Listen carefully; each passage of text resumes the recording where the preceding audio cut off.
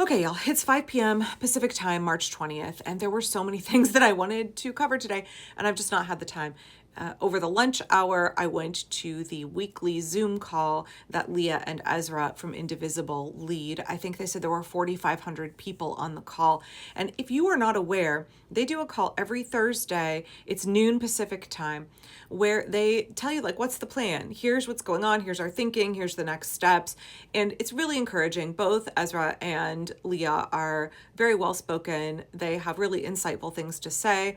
And they're really doing a good job leading Indivisible. So anybody can join. You don't have to be a leader of the movement, and you can submit questions in advance, or you can submit them in the chat as well. So you go to indivisible.org and you look under, I think it's calls and trainings, and then you'll look for what's the plan. It's every Thursday. You RSVP, they send you a Zoom link, and you hop on. As you can see from the cascade of hearts and thumbs up, there's a lot of good energy in the chat. So I just took it as an opportunity over the lunch hour to say I'm going to sit and work on my knitting and listen to what they have to say.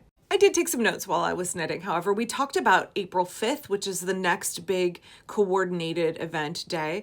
There are going to be marches and events all over the country. And it's not just Indivisible that is putting on events that day. They are partnering with Move On, Public Citizen, League of Conservation Voters, 5051 Movement, a bunch of unions, a whole bunch of other organizations are all partnering together for a national day of resistance. I will be posting a lot more about that in the coming days, but also there's information on Indivisible's website about it as well. If you are interested in working on planning something in your local area, connect with your local Indivisible group, because in the next week or so, folks are starting to really make plans about what they think the best form of engagement would be for their members. One of the things that Leah said in the meeting that really stood out to me was that politics is too important to be left to politicians. And I think that's absolutely spot on when I say that it's so important for us to be calling our electeds every day, giving them both positive and negative feedback, right? Like Ezra was saying, make sure that you call and thank them if they voted no on cloture in the continuing resolution. Let them know when they're doing something well. They need that feedback. They need both the pressure to do the right thing, and then they need the affirmation when they do it. But ultimately, what we see is that politicians will not do the right thing unless they feel that the public is behind them. And it is so important for us to keep the pressure on.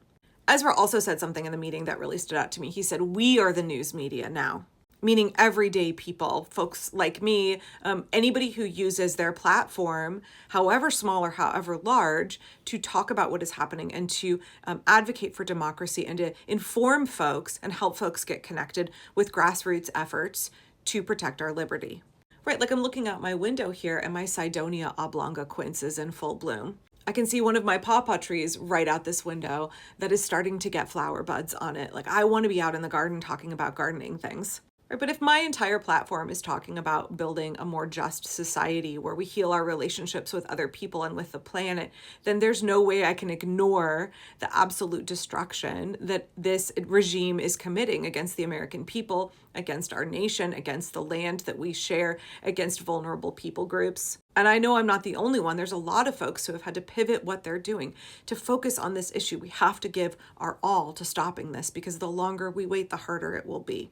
Which is precisely why it's so important to get involved in grassroots organizing, not only because the task feels really big, of course it feels huge and daunting, because it's not something that one individual person is meant to take on by themselves, right? And when you get on these calls and there's, 4, 5, 7,000 other people, and you go to your neighborhood meetings and there's, maybe there's 5 people, but maybe there's 50, and whatever it is, and that number may be, you feel connected to other people, and you can lean on other people, and you can draw strength from other folks, and know that there are people all over the country in little pockets in their own individual meetings and their own Zoom calls that are actively working for the same goal that you are working toward. And that is very encouraging, and it's also necessary that we all contribute what we can.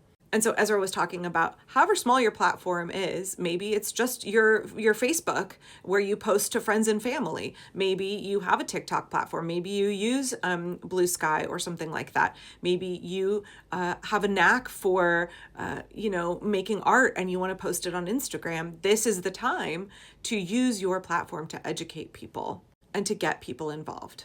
Okay, and that's all I can actually spend talking about this right now, because I need to leave to walk down to the end of my street to Parkrose High School, where our city councilors are having a meeting about what's happening on the city level as well. It's so important that we stay connected and involved in our local politics, because we know that the MAGA folks are seeking and have been actively for years undermining local politics.